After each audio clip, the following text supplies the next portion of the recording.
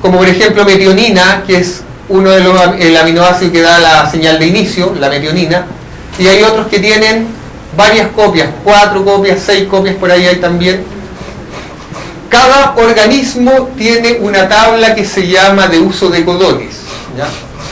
¿Eso qué significa? Significa que de las posiblemente 4 copias, debe haber otras más, voy a tomar una de estas, de las 6 copias de arginina, fíjense, arginina ahí tiene 4 ahí y 2 acá, de las 6 copias de arginina, algunos organismos solo utilizan preferentemente una y no utilizan el resto. Eso cambia un poco los genes de un organismo a otro, porque cambia el código, puede cambiar. Hay otro que puede utilizar preferentemente ese codón para arginina y no el resto. Y eso hace un cambio en la secuencia si yo comparo la secuencia de 2 proteínas similares. Otra cosa que se sabe ahora es que en realidad esto no son los 20 aminoácidos, en realidad hay 22 aminoácidos.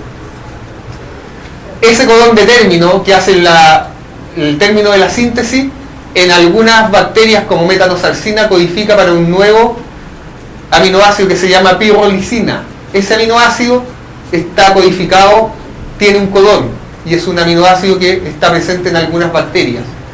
Es una nueva palabra, digamos, aquí hay una nueva letra para codificar proteína. Y también hay otra proteína que aparece mucho en otras bacterias que se llama selenocisteína. La selenocisteína está codificada por ese codón de término también. Así que en realidad los aminoácidos codificados genéticamente, digamos, son 22. Hay algunos en procariontes que también pueden participar. A este todavía no le han encontrado un que codifique para algún otro aminoácido, pero posiblemente lo haga. ¿Qué pasa con el código genético? El código genético tiene varias características. Una es que 3 bases codifican para un aminoácido, eso ya lo vieron. No tiene puntuación, el mensaje va continuo. Si uno puede escribir un mensaje, no hay espacio ni punto aparte ni nada, el mensaje es continuo. No es ambiguo, se puede leer fácilmente. Es degenerado. ¿Qué significa que es degenerado? Que hay más codones que aminoácidos. Y no al revés. O sea, hay varias letras para decir una misma cosa, digamos, en el código genético, es degenerado. Es prácticamente universal, ¿ya? Hay variaciones del código genético que hay en las mitocondrias o en otros animales, pero en general es universal. Básicamente uno puede, y de hecho uno lo puede hacer, uno puede transcribir y traducir un gen de bacteria, o un gen, perdón, de mamífero dentro de una bacteria. Y ese mensaje lo lee perfectamente la bacteria.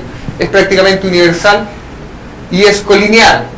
Colineal significa que a la secuencia de bases de un gen se le corresponde directamente una secuencia de aminoácidos en una proteína. Estas son algunas excepciones a la universalidad del código genético, hay muchas más. Por ejemplo, en Drosophila, en el DNA genómico, el codón UGA, ustedes ya saben, codifica para término de síntesis, en cambio la mitocondria codifica para un aminoácido.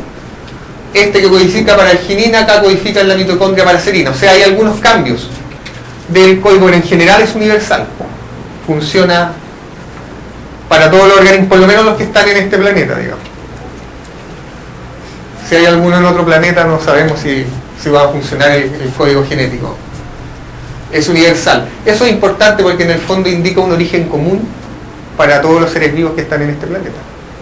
O sea, para los que todavía no creen en la evolución, ese ya es una prueba más que suficiente de que tener el mismo lenguaje para producir las proteínas es una prueba más que suficiente para mostrar que todos tenemos un mismo origen.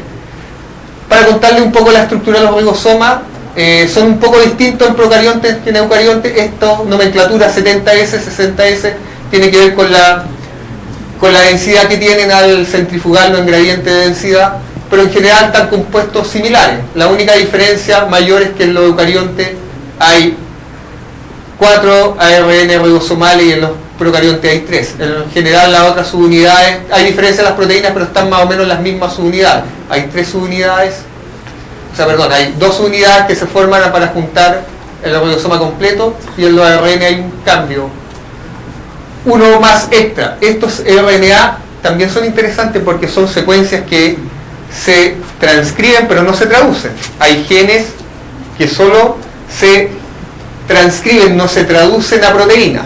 Uno de estos son los RNA. También los de transferencia, lo mismo.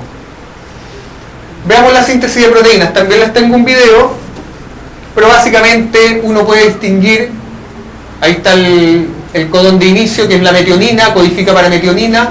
En el ribosoma hay un sitio P donde va a salir el polipéptido, hay un sitio A donde llega el RNA de transferencia con el aminoácido. Aquí adentro se forma el enlace peptídico y también aparece transiente un sitio E que se llama de salida, donde sale el ARN de transferencia sin el aminoácido.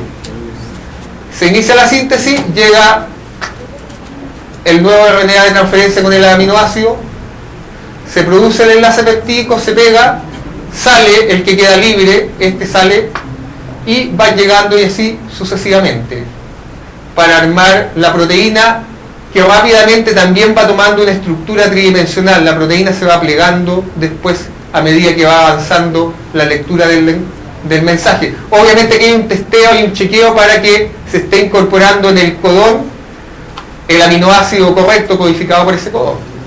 ¿Ya? Y finalmente, para producirse, terminar la síntesis, se lee un codón de término y a ese codón de término se pega un factor de liberación, de los cuales ya vimos había 3 tipos. En algunas bacterias donde estos codifican para aminoácidos, y esos son distintos factores de liberación que se pegan ahí y hace que el polipéptido se suelte y se pliegue. También es importante el plegamiento de las proteínas. Las proteínas no cumplen su función si no están bien plegadas. Aquí participan otras proteínas que se llaman chaperoninas, que ayudan al plegamiento y hacen que tengan la estructura terciaria o cuaternaria si son más de un polipéptido. Veamos el video, que es este. No, ese no era. Es este.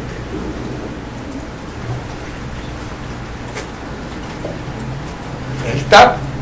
Este no tiene audio. Está el sitio B, el sitio A. Llega el transferencia, la ARN de transferencia cargado. Se forma aquí el enlace peptídico. Ahí está la estructura básica de un aminoácido. Tiene un extremo carboxilo y un extremo amino. Se pega el enlace peptídico, se forma el enlace peptídico y lo que hace es producirse aquí el sitio E, donde sale el ARN de transferencia que ya no tiene el aminoácido, que se ha descargado, y vuelve a ingresar el siguiente. Nuevamente el enlace peptídico y lo empuja sitio E transiente para afuera y va avanzando hasta que se produce la lectura de estos codones de término donde se pega uno de esos factores de liberación. Es el polipéptido que va creciendo a medida que se produce la síntesis de proteína.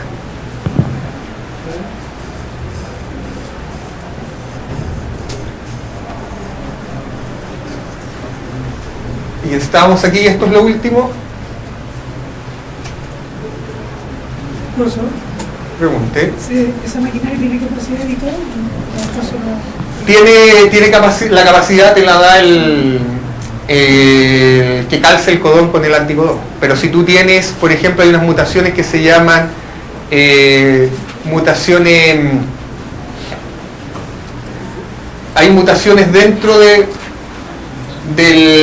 la maquinaria celular que lo que hace es que a un determinado codón que codifica por un aminoácido se